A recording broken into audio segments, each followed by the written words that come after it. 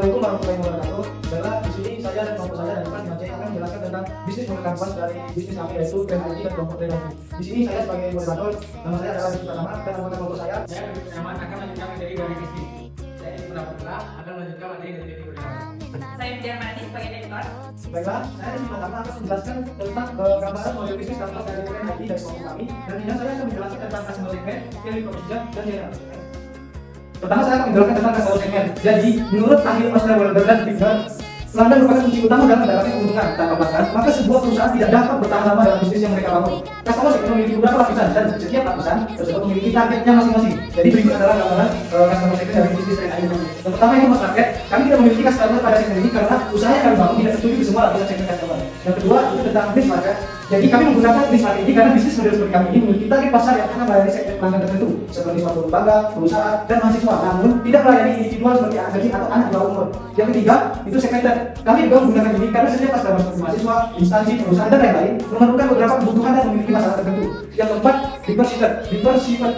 Kami tidak memiliki customer di segmen ini karena di setiap pelanggan memiliki masalah dan penyelesaiannya sendiri dan umumnya tidak terkait. Next. Selanjutnya tentang value proposition. Jadi proposisi nilai kita lihat dulu apa definisinya. Jadi maksudnya proposisi nilai menggambarkan bagaimana pelanggan dapat beralih dari suatu perusahaan ke perusahaan lain melalui produk atau layanan yang ditawarkan oleh perusahaan. Berbeda dengan para kompetitornya.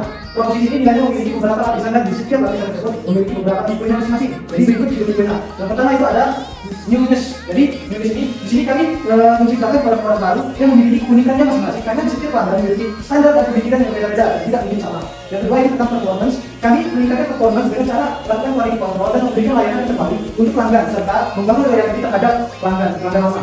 Yang ketiga itu tentang customization.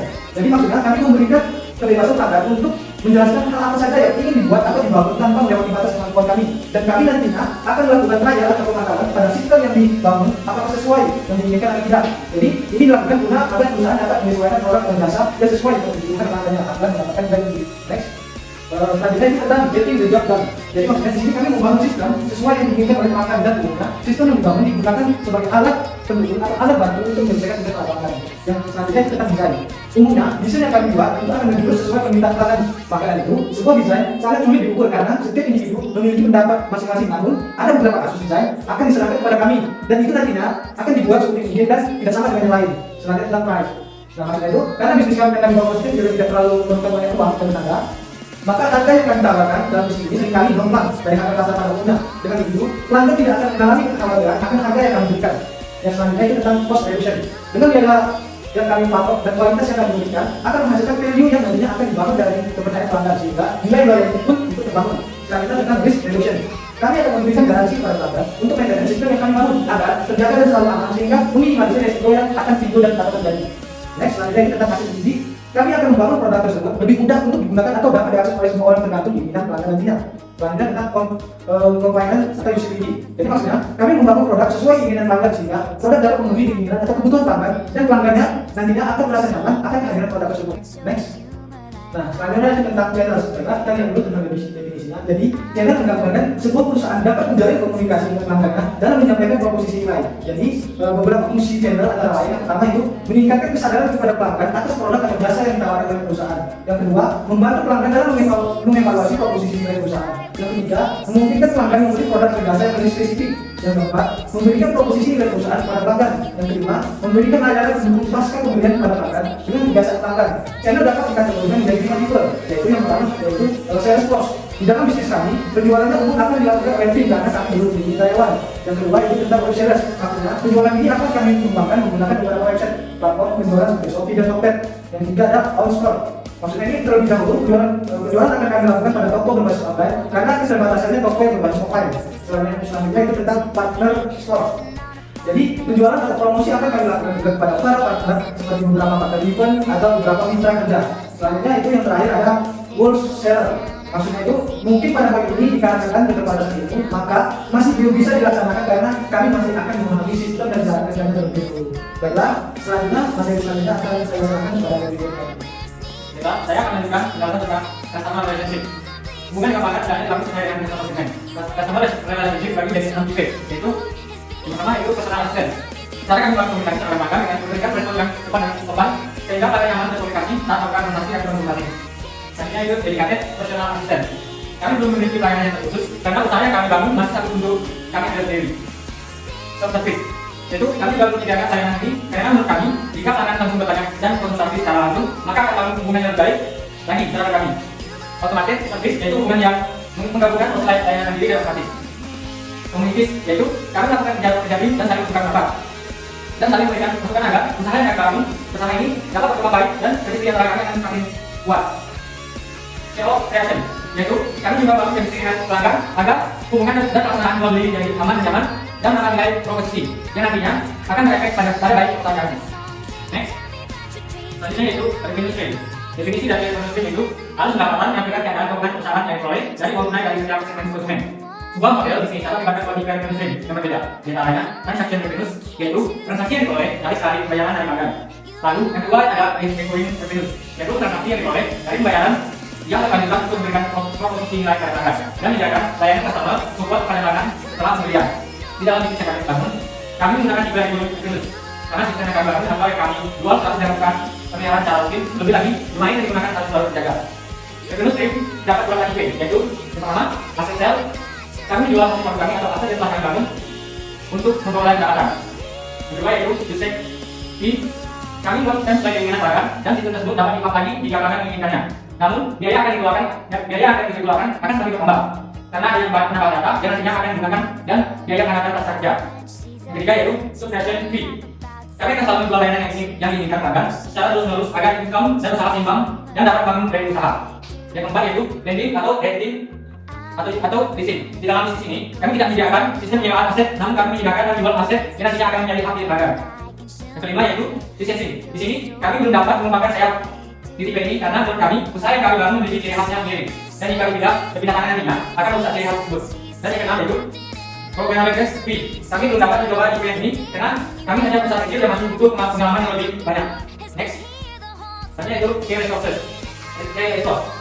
Definisinya itu, resource merupakan aset yang sangat penting dan diperlukan agar bisnis dapat berjalan yang baik. Setiap model bisnis membutuhkan sumber daya yang dikategorikan jadi 5 tipe, yaitu yang pertama physical asset. Karena usaha kami masih dalam skala kecil, jadi kami hanya memiliki satu gedung kosan dan hal-hal seperti laptop dan yang lainnya sebagai pendukung. Yang kedua itu intellectual resource. Usaha kami akan memiliki hak cipta yang nantinya akan menjadikan itu sebagai hak kepemilikan usaha kami. Dan yang ketiga itu human resource. Kami hanya memiliki tim ini sebagai human resource karena kami masih skala kecil. Dan yang keempat itu financial resource. Financial yang kami bangun akan memiliki seputaran yang nantinya akan disisipkan untuk bangun dan memperbanyak aset yang akan digunakan dalam proses usaha. Selanjutnya, dari sini akan dijelaskan oleh diri Pak Tukang. Setelah di sini saya akan menjelaskan materi dari sekolah perawat, yaitu tadi aktivitas.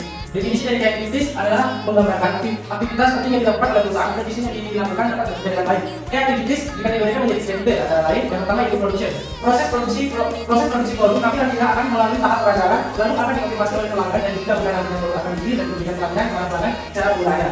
Kemudian yang kedua yaitu kami akan memberikan solusi-solusi yang nantinya akan memecah masalah yang timbul dari produk kami dan kami akan bertanggung jawab akan hal itu sehingga hasil akhirnya akan sesuai dengan keinginan dan harapan pelanggan. Kemudian yang ketiga itu platform atau network. Model bisnis yang kami buat nantinya akan berhubungan dengan jaringan dan sebagian besar pelanggan akan menggunakannya di kategori lokasi. Next. Kemudian itu key partnership. Definisi dari key partnership adalah dalam model bisnis tadi permintaan kunci sangat penting untuk mendukung keberlanjutan dan pertumbuhan usaha. Kolaborasi dengan pemasok perangkat lunak memastikan akses strategi ke teknologi. Sementara kerjasama dengan pemasok perangkat keras menjadi pasukan perangkat berkualitas untuk pembuatan aplikasi dan layanan perbaikan laptop. Permintaan dengan pihak ketiga untuk layanan pelanggan dapat meningkatkan respon terhadap pelanggan. Sementara permintaan dengan institusi pendidikan membuka pintu untuk mendapatkan bakat dan sumber daya teknologi berkualitas. Kemudian yang pertama itu optimization and economy of scale. Dan IT memfokuskan upayanya pada standarisasi proses pembuatan aplikasi dan penggunaan platform pengembangan web dan efisien. Dengan mengadopsi proses standar, perusahaan dapat meningkatkan efisiensi dan mengurangi biaya produksi. Penggunaan platform yang efisien juga dapat meningkatkan produktivitas tim pengembang dan mempercepat waktu penyelesaian proyek. Selain itu, pembelian perangkat keras dalam jumlah besar memberikan keuntungan ekonomi melalui diskon produk. Yang kedua yaitu reduction of risk and IT proaktif dalam mengurangi risiko dan ketidakpastian dengan menjalin kemitraan strategis. Kemitraan dalam perusahaan asuransi bisnis membantu melindungi usaha dari risiko finansial yang tidak terduga. Sedangkan kemitraan dengan ahli keamanan informasi membantu melindungi data dan sistem dari ancaman cyber yang mungkin terjadi. Kemudian yang ketiga yaitu exploitation of circular resource and activities. Trend IT akan menjajaki kemitraan dengan pusat pelatihan teknologi untuk memastikan ketersediaan sumber daya manusia yang terlatih. Selain itu, opsi untuk mengakuisisi media layanan laptop yang terkemuka dapat memperluas cakupan layanan dan meningkatkan reputasi usaha, memastikan Trend IT tetap menjadi pemain kunci di industri jasa, pembuatan aplikasi berbasis web, pembuatan website, dan service laptop. Next. Cost struktur. Definisi dari cost struktur yaitu Trend IT mencerminkan kebutuhan untuk memberikan layanan berkualitas tinggi dalam pembuatan aplikasi berbasis web, pembuatan website, dan perbaikan laptop. Biaya struktural mencakup biaya tetap dan biaya variabel. Biaya tetap melibatkan elemen seperti gaji karyawan dan lisensi perangkat lunak yang tidak berubah tergantung pada modul produksi atau layanan. Sementara itu, biaya variabel terkait dengan kebutuhan langsung produksi atau layanan seperti bahan-bahan pembuatan aplikasi, biaya perangkat keras untuk perbaikan laptop, dan biaya pemasaran yang dapat bervariasi seiring dengan tingkat aktivitas bisnis. Kemudian ada beberapa karakteristik cost struktur antara lain. Yang pertama itu fixed cost. Ini mencakup pembayaran gaji karyawan dan lisensi perangkat lunak yang diperlukan untuk menjalankan operasi sehari-hari. Meskipun biaya tetap tidak berubah seiring dengan aktivitas bisnis, keberlanjutan dan kualitas operasi sangat bergantung pada alokasi yang bijak dari sumber daya ini. Kemudian yang kedua yaitu variable cost. Ini mencakup biaya bahan-bahan untuk membuat aplikasi, perangkat keras yang digunakan dalam perbaikan laptop, dan biaya pemasaran yang dapat berfluktuasi seiring dengan upaya meningkatkan pasar dan menunjukkan layanan baru. Pengelolaan biaya variabel membutuhkan pemahaman yang cermat tentang pemetaan pasar dan strategi pemasaran. Next. Kemudian economies of scale. Trend IT dapat mencapai ekonomi skala dengan meningkatkan volume produksi atau layanan. Dengan meningkatnya skala operasional, perusahaan dapat memanfaatkan efisiensi dalam pembelian bahan-bahan secara massal, negosiasi kontrak yang lebih menguntungkan, dan mengoptimalkan proses kerja. Ini mengarah pada pengurangan biaya produk atau layanan, menciptakan keunggulan kompetitif dan potensi untuk menawarkan harga yang lebih kompetitif kepada pelanggan. Kemudian yang kedua, economies of scope. Ekonomi itu terjadi ketika perusahaan dapat mengoptimalkan biaya yang menyediakan berbagai layanan seperti pembuatan aplikasi web, pembuatan website, dan perbaikan laptop di bawah satu kata. Tim pengembang dan infrastruktur bersama dapat menggunakan secara efisien untuk menyediakan berbagai layanan, mengurangi biaya produksi layanan. Dengan cara ini, dan ini dapat menawarkan paket layanan yang lebih komprehensif dengan biaya yang lebih rendah dibandingkan jika setiap layanan dikelola secara terpisah, memberikan keuntungan kompetitif dan meningkatkan nilai tambah bagi pelanggan. Kita selanjutnya saya serahkan kepada Pak. Baiklah teman-teman, mungkin itulah penjelasan dari kelompok kami Trend IT tentang gimana bisnis Trend IT ini di dalam DMC atau model DMC. Nah, apabila di dalam penjelasan saya dan teman-teman saya tadi atau dari penyampaian materi atau dari penjelasan materinya itu ada yang salah, kami dari kelompok Trend IT mohon maaf sebesar-besarnya. Kami akhiri, wassalamualaikum warahmatullahi wabarakatuh.